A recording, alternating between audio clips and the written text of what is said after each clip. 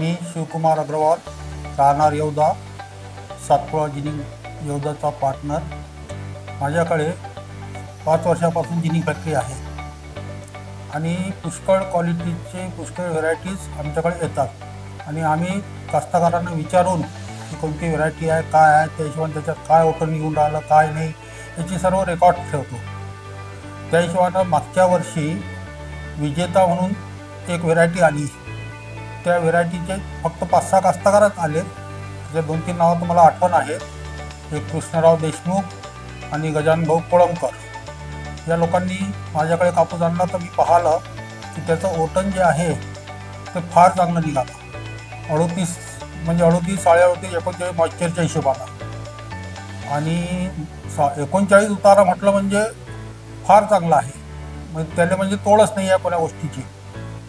त्या आणि नंतर मी त्यांना विचारलं की तुम्हाला उतारा वगैरे काय, म्हणजे झडता उतारा काय बसला, काय एकतर निघालं, कोरडवाहू आहे, इरिगेशन आहे, तुम्ही पाणी वगैरे दिलं काय? तर त्यांनी 100% सांगितलं की आम्ही टोटली कोरडवाहूमध्ये हा कापूस पेरलेला आहे आणि आम्हाला जवळपास 16 ते 17 क्विंटलचा ॲव्हरेज बसलेला आहे पर एकर।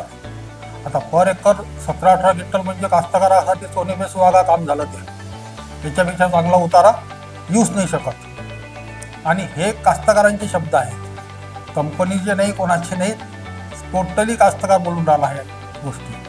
त्या हिशोबानं विजेता सीडवर कास्तकारांनी थोडंसं लक्ष द्यायचं नाही। काही तर 10 एकर शेती असेल तर त्याच्यात 2 एकर पेरून पहा, पहिल्या वर्षी 4 एकर पेरून पहा, बाकीची व्हरायटी पेरून पहा, दोघांचा कॉम्प्युटर हे पहा की काय आहे काय नाही आहे, त्याच्यावर कोणत्या बिमार येतात, त्याच्यावर कोणत्या येतात। आणि हे व्हरायटी जे आहे फक्त 2 खताचे डोस दिले की आपल्याकडे पूर्ण वेळ निघून जाते।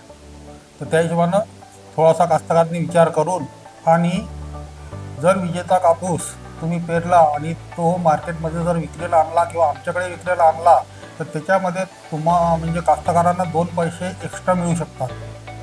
म्हणजे उतार्याच्या हिशोबानं काहीतरी त्याच्यावर प्रीमियम वगैरे देता येते आणि आम्ही ते 100% देऊ। तर त्या हिशोबानं कास्तकारांनी त्या गोष्टीचा विचार करा। शेतकरी मित्रांनो, धन्यवाद।